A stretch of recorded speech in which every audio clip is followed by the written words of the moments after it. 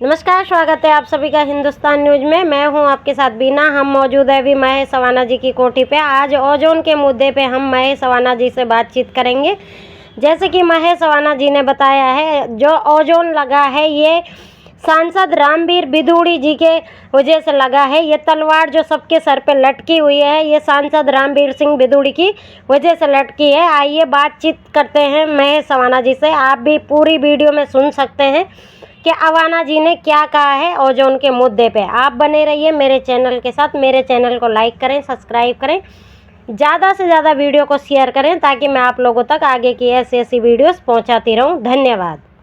बदरपुर विधानसभा में खासकर नहर पार के तीनों वार्डों में पिछले कुछ दिनों से जब से ओजोन के बोर्ड लगे हैं तब से ओजोन के नाम पे यहाँ पे माहौल गर्म है। कुछ लोग इसको सियासती बता रहे कि राजनीति खेली जा रही है और कुछ लोग कह रहे हैं कि वाकई में खतरा है मकानों को। आपका क्या मानना है? देखिए, मैं आपको जानकारी दूं, केवल मैं अपने वार्ड की बात नहीं कर रहा। मेरे नहर पार के 3 वार्ड में जो डर और भय का माहौल है वो केवल यहाँ पे नहीं है। अब ये माहौल यहाँ से आप समझ लीजिए दिल्ली का ये लास्ट कोना है और मीठापुर गांव सबसे लास्ट गांव पड़ता है बॉर्डर पे। इसके बाद फरीदाबाद शुरू हो जाता है, हरियाणा शुरू हो जाता है, हमारे ईस्ट में भी हरियाणा लगता है। और आप यहां से चले जाइए सिंधु बॉर्डर तक। यमुना हमारी जहां से बहती है, दिल्ली के अंदर जहां से एंट्री करती है यमुना, वहां से लेके और यहां तक हमारे ऊपर, पब्लिक के ऊपर इतना बुरा असर हुआ है इस ओजोन के माहौल का कि हर आदमी रात को चैन की नींद नहीं सो रहा है। भय पैदा हो गया है कि कब कहां पर जेसीबी आ जाए, कब कहां पर बुलडोजर आ जाए, कब कहां पर तोड़फोड़ हो जाए।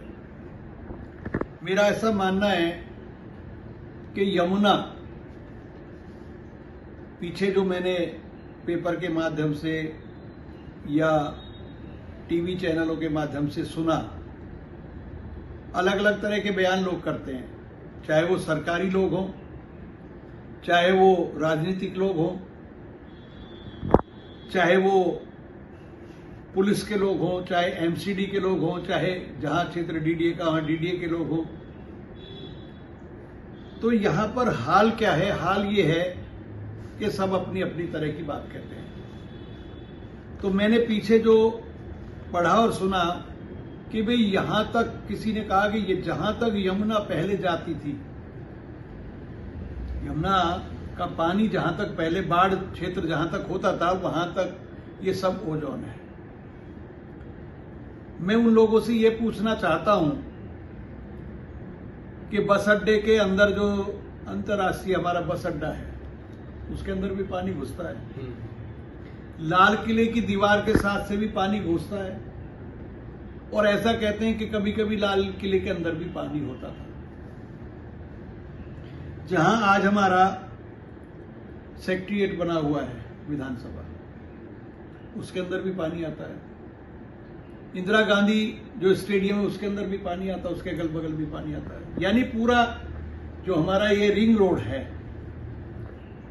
इसके साथ साथ पूरा गांधी समाधि लेकर देखो, कोई भी चीज देखो, सब जगह आप देखते हो यमुना का पानी आता है। खेलगांव में जो फ्लैट बनाए गए, खेलगांव के फ्लैट कब बनाए गए?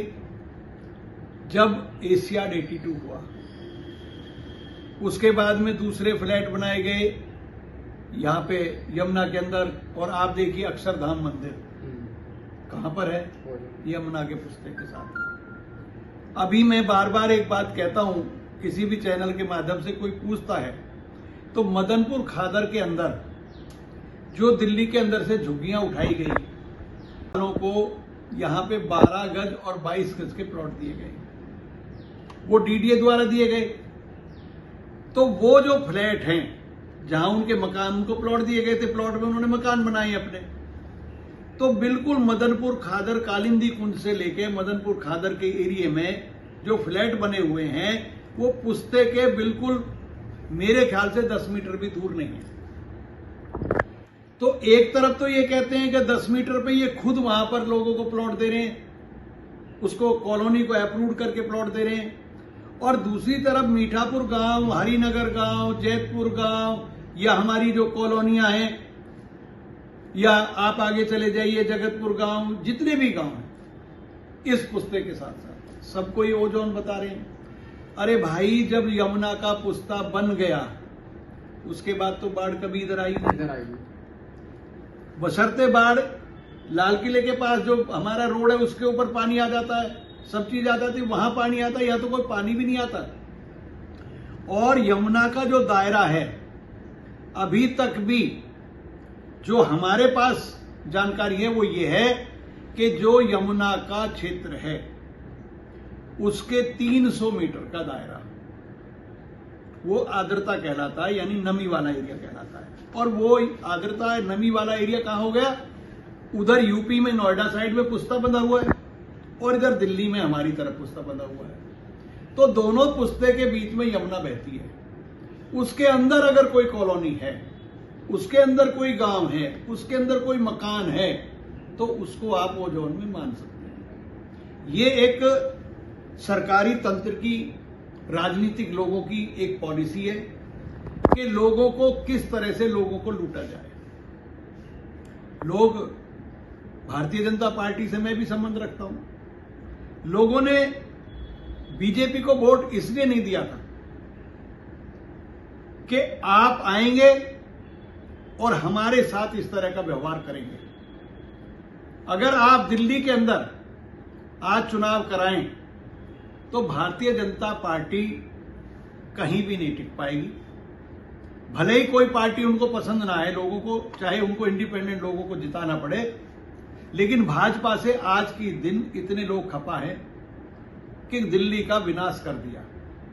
आपको मैं ये कहना चाहता हूं, जो अफसर, जो नेता, जिनके समय में वो मकान लोगों ने बनाए,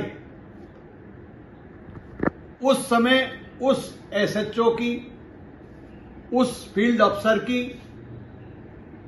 उस नेता की, चाहे वो पार्षद हो चाहे मैं ही क्यों ना हो, उस पार्षद की, उस एमएलए की, उस एमपी की जिम्मेदारी थी कि वो वहां पर मकान नहीं बनने देते। जब मकान बनते हैं, एमसीडी पैसे लेती है, पुलिस पैसा लेती है, नेता पैसा लेता है। मुझे बताइए कौन सा जो डिपार्टमेंट है जो पैसा नहीं लेता? जब पैसे दिए गए तभी तो अनऑथराइज्ड कॉलोनी बनी। अगर शासन प्रशासन सख्त होता तो आज ये स्थिति हमारे साथ ना होती। आप मुझे बताइए कि ये बदरपुर जो विधानसभा है, इसमें कौन सी तो कॉलोनी ग्राम सभा के ऊपर है, कौन सी कॉलोनी एमसीडी की जमीन पर है, कौन सी जमीन डीडीए की जमीन पर है, जो इन कॉलोनियों को अप्रूव क्यों नहीं किया गया? अरे इधर तो ओजोन लगा दिया आपने नहर के इस तरफ। मोरड़बंद हमारा क्या ओजोन में था? मोरड़बंद तो ओजोन में था नहीं, वो कॉलोनी क्यों नहीं अप्रूव की? आली के आसपास की जो कॉलोनी है वो अप्रूव क्यों नहीं की भाई आपने? ये सब एक तंत्र है, इसको कहते हैं लूट तंत्र जी। लूट तंत्र, मेरी भाषा में मैं कहूं तो यह है लूट तंत्र। और इस लूट तंत्र में नेता भी शामिल हैं, जो भ्रष्ट नेता है। मैं सबकी बात नहीं करूंगा, कुछ अच्छे लोग भी हैं जो पैसा नहीं लेते, कुछ ऐसे लोग भी हैं जो 25 गज पे भी नहीं छोड़ते, जिन्होंने आदमी लगा रखे हैं इस क्षेत्र में लूटने के लिए, उगाई के लिए, उस तरह के भी नेता हैं। कुछ ऐसे भी नेता हैं जो धार्मिक टाइप के नेता हैं, उनको वो पैसा नहीं चाहिए उनको, लेकिन वो कुछ कर नहीं पा रहे हैं, वो भी कुछ नहीं कर पा रहे हैं, ये भी सच है। कुछ ऐसे लोग हैं जो अपनी गोटियां फिट करने में लगे हुए हैं, जिनको ओजोन से कोई मतलब ही नहीं है कि हमारी एमपी से कैसे सेटिंग हो, एमएलए से कैसे सेटिंग हो, ऊपर हमारे ओहदा कैसे बढ़े, हम आगे कैसे, वो सेटिंग में लगे हुए हैं अपनी में, वो बिजनेस सेटिंग है। सर, इसी बारे में हमने सांसद जी से भी इंटरव्यू लिया था जी, ओजोन के मुद्दे पे। तो सांसद जी ने ये कहा है कि बदरपुर की जितनी कॉलोनी है हमारे बदरपुर क्षेत्र की, इसमें से एक भी घर नहीं टूटेगा, अगर टूटेगा तो मैं अपनी कुर्सी छोड़ दूंगा। इस पे आप क्या कहते हैं? उसकी किसी बात पर भी कोई व्यक्ति, मैं कहता हूं मैंने उसके भरोसा किया जी। लेकिन मैं ही इस बात को आज कह रहा हूं कि बदरपुर की जनता की बात नहीं कर रहा, मैं पूरी लोकसभा की बात कर रहा हूं, पूरी दिल्ली की बात कर रहा हूं। अगर वो हम यहां का जो एमपी है जी। जिसका नाम रामवीर सिंह बिधूड़ी है, जी।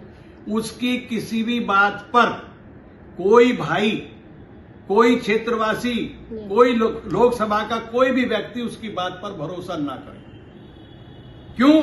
मैं आपको क्लियर कट शब्दों में बोल रहा हूं, उसका कोई दीन नहीं, कोई ईमान नहीं, कोई उसकी बात नहीं, कोई उसकी जबान नहीं। उसने हजारों कस्में झूठी खाई होंगी आज तक, हजारों। जी। और किसकी कस्में? अपने बच्चों की कस्में खाई होंगी, अपने बच्चों की, किसी और के बच्चों की नहीं, अपने बच्चों की हजारों कस्में खाई होंगी। कौन ऐसी पार्टी है जिसमें वो गया नहीं? किस पार्टी में जाकर उसने ये कस्में खाई नहीं? जब उसको जरूरत होती है तब वो लोगों के पैरों में जाता है और उसके बाद उसको पता नहीं होता कि कौन कौन क्या है। उसे सिर्फ पैसे से मतलब है कि मेरी जेब में पैसा कैसे आए। कॉलोनी अप्रूव्ड ना हो, भाड़, ओजोन हटे ना हटे, भाड़ में जाए। कोई किसी का, कोई मरता है, कोई गिरता है, उसे किसी से कोई लेना देना नहीं है। मैं कहता हूं कि पता नहीं कितने झूठे और कितने बेकार लोग जब मरे होंगे, जब एक व्यक्ति ये पैदा हुआ होगा झूठ बोलने में, जिसको सबसे बड़ी महारत है, वो किसी से भी मिल सकता है। और आज मैं आपको बताऊं, जो क्षेत्रीय एमएलए हमारे राम सिंह नेताजी है, उनसे भी समझौता किसी विकास के लिए नहीं हुआ है, अपने ही विकास के लिए हुआ है उसका समझौता। मैं आपको क्लियर बोल रहा हूं, कोई बोलेगा नहीं ऐसे जैसे मैं बोल रहा हूं, आपके सामने खुला बोल रहा हूं जी। वो सिर्फ उसने अपने विकास के लिए राम सिंह नेताजी से समझौता किया। राम सिंह ने भी अपना समझौता किया किसी कारण से, उनको भी कहीं ना कहीं कोई उनसे नुकसान दिखाई दे रहा होगा। कहने का मतलब मेरा यह है भाई, आपकी जो आपने सवाल किया कि सांसद कह रहे हैं जी।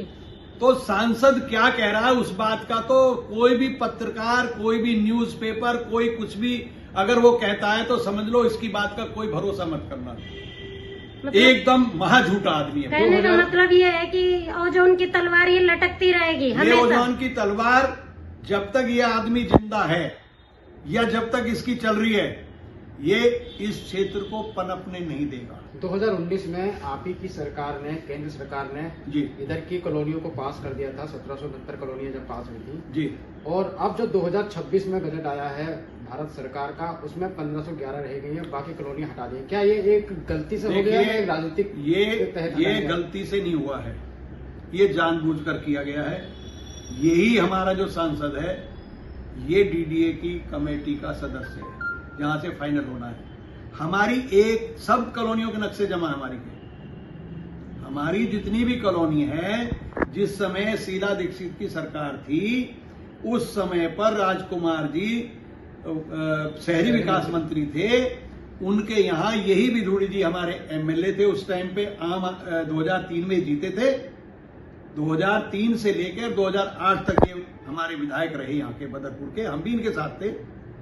तो सारे नक्शे हमने जमा कराए थे यूडी डिपार्टमेंट को, किसी पे कोई ऑब्जेक्शन नहीं था, सब नक्शे कंप्लीट हो गए थे, सब नक्शे कंप्यूटर में फीड हो गए थे, सब नक्शे जमा हो गए थे, कहीं कोई संशय नहीं था। बीच में इक्का दुक्का किसी का 1 एकड़, आधा एकड़, कोई 1000-2000 गज जमीन किसी के बीच में बच रही थी, उसमें भले ही बाद में कॉलोनी कटी हो, लेकिन उस टाइम जितनी भी हमारी कॉलोनी थी सबके नक्शे जमा हो चुके हैं और सब अप्रूव्ड के दायरे में आ गए थे, सबके बिल्कुल क्लियर कट हो गया था। कॉलोनियों को कहा गया था अनऑथराइज रेगुलाइज, यानी जो अनऑथराइज है उनमें रेगुलाइज कॉलोनियों की तरह ही काम होगा और वो काम शुरू हो चुका था। सड़कें, बिजली, पानी, सब काम हुआ है, आपने भी देखा होगा। जब नक्शे जमाए तो घबराने की कोई बात ही नहीं है उन घरों। देखो, घबराने की कोई किसी को बात नहीं है, लेकिन ये जो मुद्दा ओजोन का है इसको क्यों नहीं हटाते? कभी तो कोई कह देते हैं एफ जोन है जी, कभी कह देते हैं वाई कैटेगरी है, कभी कह देते हैं जी कैटेगरी है। भाई ये पुरानी लिस्ट उठा के देखो आप, मैंने अभी पुरानी लिस्ट कुछ दिन पहले डाली थी अपने मोबाइल पे, उसमें देखो ना आप, इस आदमी ने क्या किया। इसको, इस एरिया को अगर ये अप्रूव होने देता तो इसकी कमाई बंद हो जाती। इसकी कमाई बंद होने से क्या होता, लोग खुश रहे, लोगों का तो काम हो जाता, फिर इसको कौन पूछता। तो ये वो शातिर नेता है जो कभी भी इस तलवार को हटने नहीं देगा। जो ओजोन की तलवार इसको हटने नहीं देगा, लोगों को डरा के रखेगा। भाई लोग डरेंगे तभी तो पैसा देंगे। अब ये जो बोर्ड लगे, बोर्ड पता क्यों लगे आपको? जैसे पहले 500 रुपए गज लेते थे, एक जमाना था जब 2 रुपए गज लेते थे पुलिस, एमसीडी भी इतना ही लेती थी, 1-2 रुपए गज का, 2 रुपए गज का। नेता वेता कोई पहले ज्यादा पैसे लेते नहीं थे, ऐसे नेता भ्रष्ट तो लेते थे, लेकिन अच्छे नेता कोई भी पैसा नहीं लेता था पहले। ये 2 रुपए गज बढ़ते बढ़ते 100 रुपए गज हुआ, 200 रुपए गज हुआ, 400 हुआ, 500 हुआ, बढ़ता गया। पिछले दिनों इसी नेता की परिस्थिति इसके सामने ये रेट पहुंच गए 1000 रुपए। जब अरे शासन प्रशासन के साथ मेरे पास शासन प्रशासन होता तो मैं मेरे खिलाफ शासन प्रशासन ऐसे कर देता, मेरे पास पावर होती तो। आज पुलिस इसके कब्जे में है, एमसीडी इसके कब्जे में है, डीडीए इसके कब्जे में है, सांसद बन के बैठा है। लेकिन इस सांसद की ये नहीं पता, जिन्होंने इसको टिकट दी उनको क्या पता ये कितना भ्रष्ट है। राजनाथ जी को क्या पता कितना भ्रष्ट है, गडकरी जी को क्या पता कितना भ्रष्ट है, मोदी जी को क्या पता कितना भ्रष्ट है ये आदमी। इसके भ्रष्टाचार की पता ही तो नहीं लगती लोगों से, क्योंकि लोग बेचारे चुप हो जाते हैं, बोलता नहीं है कोई भी। आज कौन बोल रहा है बताओ ना, कौन बोल रहा है इसके खिलाफ बताओ ना मुझे। कोई बोल रहा है? कोई एमपी इसके खिलाफ नहीं बोल सकता, कोई एमएलए इसके खिलाफ नहीं बोल रहा, कोई पार्षद इसके खिलाफ नहीं बोल रहा। मैं सच बोल रहा हूं, मेरा नुकसान हो रहा है, लोग मेरे नुकसान को देख के, मुझे पता क्यों नुकसान दे रहा है कि इसको नुकसान दूंगा, ये डरेगा, ये डर के मेरे पास आएगा, तो ऐसे दूसरे लोग भी मेरे पास डर के आएंगे। इसलिए लोग बोल नहीं रहे। जो बड़े बड़े धुरंधर बन रहे हैं अपने मन में, यहां से नहीं बात कर रहा हूं मैं, पूरी लोकसभा की बात कर रहा हूं इसकी। क्यों? पावर में बैठा आदमी सांसद है, और सांसद होने का, पावर होने का मतलब ये नहीं है कि तुम भ्रष्टाचार भी करोगे, लोगों के साथ तानाशाही भी करोगे। ये मतलब नहीं बनता इस बात का। मेरे साथ जो कर रहा है मुझे, मैंने देखा है ना, कर ले, और करना है कुछ करना है। सर लास्ट क्वेश्चन, क्षेत्रवासियों को क्या मैसेज देना चाहोगे आप? मैं क्षेत्रवासियों को ये मैसेज देना चाहता हूं जी।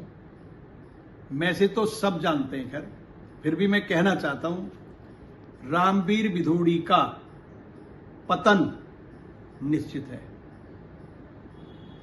और ये लोग इसी भाषा को अंदर से महसूस कर रहे हैं, सब जो भाषा मैं खुलेआम बोल रहा हूं। इसका पतन होगा, ना ये सांसद होगा, ना इसका बेटा कुछ होगा, पार्षद भी नहीं बनेगा इसका बेटा। ये लिख लेना मेरी बात। लोगों से ये कहेंगे ना, अगर ये लोगों से ये कहेंगे ना आने वाले समय में कि भाई हमें एक जूता मार दो, तो लोग जूता भी नहीं मारेंगे इनको। इनकी स्थिति ये हो जाएगी। क्यों? इनके ऊपर एक ही भूत सवार है, पैसा पैसा पैसा पैसा। और ये पैसा मैं अब आपको बताऊं ना, जरूरत है, लेकिन इतनी जरूरत नहीं है कि आप लोगों के साथ छल पैसे के लिए करो, लोगों के साथ बुरा करो, गलत करो। मेरा तो नुकसान जो है वो अलग है, लेकिन ये कितना बड़ा नुकसान है जो इतनी सारी कॉलोनी हमारी अप्रूव होने से बच गई। हजारों करोड़ रुपया इस क्षेत्र से उगाया इस आदमी ने, हजारों करोड़। आप छोटी मोटी बात मत करो। जितनी भी बिल्डिंगें यहां बन रही है, फ्लैट बन रहे हैं मोलड़बंद में, चाहे मीठापुर में, कहीं भी कोई बिल्डिंग बन रही है, छोटे मोटे मकान की बात मत करो, बड़ी बड़ी बिल्डिंगों थे जो उनसे 10-10 लाख, 20-20 लाख, 25-25 लाख आ रहा है। मेहरौली क्षेत्र तो और भी महंगा है, वहां से जाके देखो ना, वो करतार के सुंदर की क्या खिजालत करा रखी है इसी आदमी ने। अगली बार न करतार दिखाई देंगे, न सुंदर तंवर दिखाई देंगे। मेरा उनसे कोई विरोध नहीं है, मेरे को कोई वो नुकसान नहीं कर रहे हैं, न मेरे से कुछ छीन रहे हैं, लेकिन मैं आपको बता रहा हूं, करतार को और सुंदर को तो ये मिट्टी मिला देगा। तो कहने का मतलब मेरा ये है, भाई इस आदमी पे कतई भरोसा मत करना। मैं जनता से यही कहना चाहता हूं आखिरी, अपने दम पे अपने क्षेत्र को अगर बचा सकते हो तो बचाओ, हमारी जहां जरूरत हो। मैं खुलेआम कह रहा हूं, जो भी लोग हमारे कर रहे हैं, प्रदर्शन कर रहे हैं, धरना कर रहे हैं, गलियों में कर रहे हैं, सड़क पे कर रहे हैं, जहां भी कर रहे हैं, जहां तक भी उनकी पहुंचे जा रहे हैं, मैं उनका धन्यवाद करता हूं कि वो क्षेत्र के लिए कुछ करना चाहते हैं, लेकिन आराम से नहीं होने वाला। क्योंकि जब कहते ना हमारे यहां भाषा एक गांव की, जब बाढ़ जो होती है, खेत के चारों तरफ हम बाढ़ लगाते हैं ना, उसको फसल को बचाने के लिए लगाते हैं। तो जब बाढ़ खेत को खाने लगती है तो फिर उस फसल को कोई बचा नहीं सकता। तो यहां का जो सांसद है वही इस क्षेत्र को खा रहा है, तो इस क्षेत्र को आराम से कोई बचा नहीं सकता। लोग दौड़ रहे हैं, भाग रहे हैं, कर रहे हैं। हमें कानून का साथ लेना पड़ेगा, कोर्ट जाना पड़ेगा, कोर्ट में सारे इलाके की और खट्टर जी को, इस क्षेत्र के लोगों को सबको इकट्ठा होना चाहिए। और खट्टर जी शहरी विकास मंत्री हैं, स्थिति जो हमारे क्षेत्र की है उससे उनको अवगत कराना चाहिए। क्या करते हैं ये जो अफसर बैठे हैं, चाहे वो डीडीए के हैं, चाहे एमसीडी के हैं, कौन आता है इलाके में सर्वे करने? ये सब वहीं से गूगल पे देखते हैं और कोई भी मामला बना देते हैं। बस गूगल सर्च करते हैं, गूगल पे देख लो जी। मोबाइल, ये दफ्तरों में, एसी दफ्तरों में बैठ बैठ करके ये सारे बनाते हैं सिस्टम। ये जो तमाशा हो रहा है ना, ये जो गंद फैल रही है, कहीं सड़कें खराब हो रही हैं, कहीं कुछ टूट रहा है, कहीं फूट रहा है, कहीं नालियां, कहीं गलियों में पानी भर रहा है, ये कोई लोग नहीं करते काम। ये वहां बैठे बैठे बस इनकी कलम चलती रहती है। जबकि प्रैक्टिकली कोई भी नक्शा पास हो, कोई भी प्लानिंग बने, उसको जब तक आप प्रैक्टिकल नहीं करोगे, हमारे स्कूलों में भी नहीं करवाते थे प्रैक्टिकल। जब स्कूलों में प्रैक्टिकल का एक अलग से एग्जाम होता था ना, तो उसको मौके पर कराते थे। भाई ये गैस क्या काम करेगी, ये क्या काम करेगी, प्याज की झिल्ली में क्या होता है, कबूतर के अंदर क्या होता है, मुर्गे के अंदर क्या होता है, मछली के अंदर क्या होता है, मेंढक के अंदर क्या होता है, पिग के अंदर क्या होता है। तो प्रैक्टिकल जब हम करते थे तो प्रैक्टिकल में इन चीजों का पता लगता था कि उसके अंदर क्या है। आदमी की बॉडी को जब तक डॉक्टर खोलेगा नहीं या उसको बॉडी को नहीं करेगा, जब तक डॉक्टर कैसे बनेगा कोई?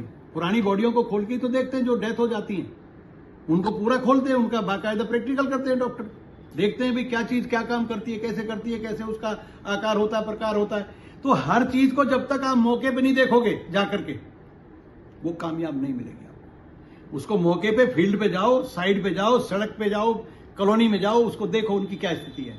जब तक उनकी स्थिति को कोई देखेगा नहीं, कैसे पता लगेगा? एक मोदी जी है, मोदी जी के नाम पे डंका बज रहा है और ये उसकी आड़ में अपना पूरा खेल खेल रहे हैं। भाई हम बीजेपी के आदमी हैं, बीजेपी के, ये ना बीजेपी के, ना कांग्रेस के, ना किसी और के, ये खुद अपने हैं। इनको अपने लिए चाहिए, बुढ़ा मरो या जवान, हत्या से काम। धन्यवाद।